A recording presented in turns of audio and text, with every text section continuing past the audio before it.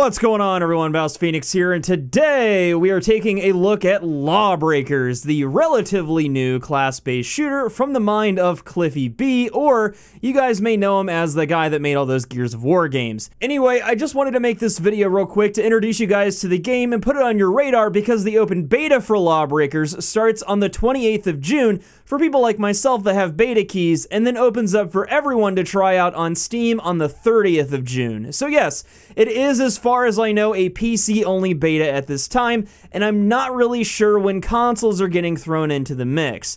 Also, for some strange reason, the info I have tells me that this game is only going to be for the PC and PS4. I don't have anything mentioning an Xbox One release, so if you know more than I do, let your fellow viewers know in the comments. So what is LawBreakers? Well, simply put, from what I've seen and played of it back in the alpha last year, it's basically like Overwatch and Unreal Tournament had a baby. It's a twitchy, skill-based shooter with low gravity, meaning mid-air combat is going to be a huge part of most engagements. As you can probably tell from the footage, this is not a boots-on-the-ground shooter.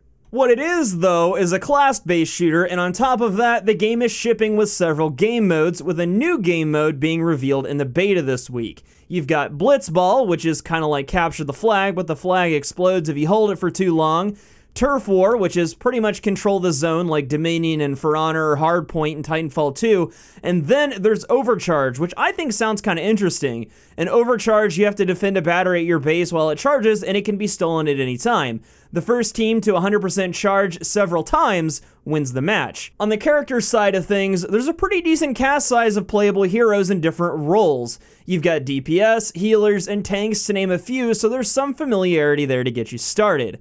Also, something I thought was kind of cool is that there are two factions in the game, the Law and the Breakers. Each character has a unique version for each faction. I don't think they play any different, but they each have a unique backstory and a distinct character model. Now, as I mentioned before, I did get a chance to play this last year while it was in alpha, and I never really gave it much of a chance because I was binging on Overwatch and Titanfall 2 at the time, and I remember having a really bad first impression with the game, but a lot of you have been reaching out to me with good things to say about it, and I've been hearing that the last couple of betas or so have gone really well, so that was enough for me to at least give the game another chance. I have a beta key, so I'll be playing the game starting Wednesday, and I'll try to have some more content out that day with an actual educated opinion on my experience so far. Now, the only thing I'm kind of concerned about, though, are the fairly steep system requirements. I mean, in this footage, the game looks really good, but it requires, at recommended, an i7 and a GTX 970. Sometimes these things are way off, though, so we'll see how it runs. One thing I do like, though, is the game's price point.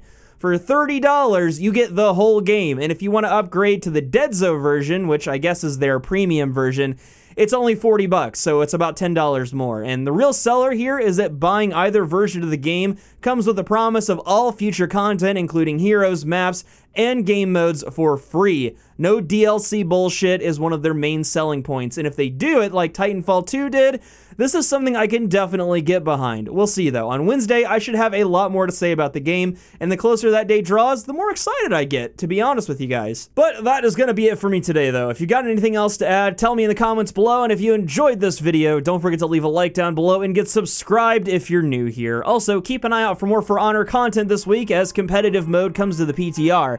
I'll be covering that as well, but until next time, I'm BouseFeenux. I'll see you at the next one, and as always, thank you so much for watching.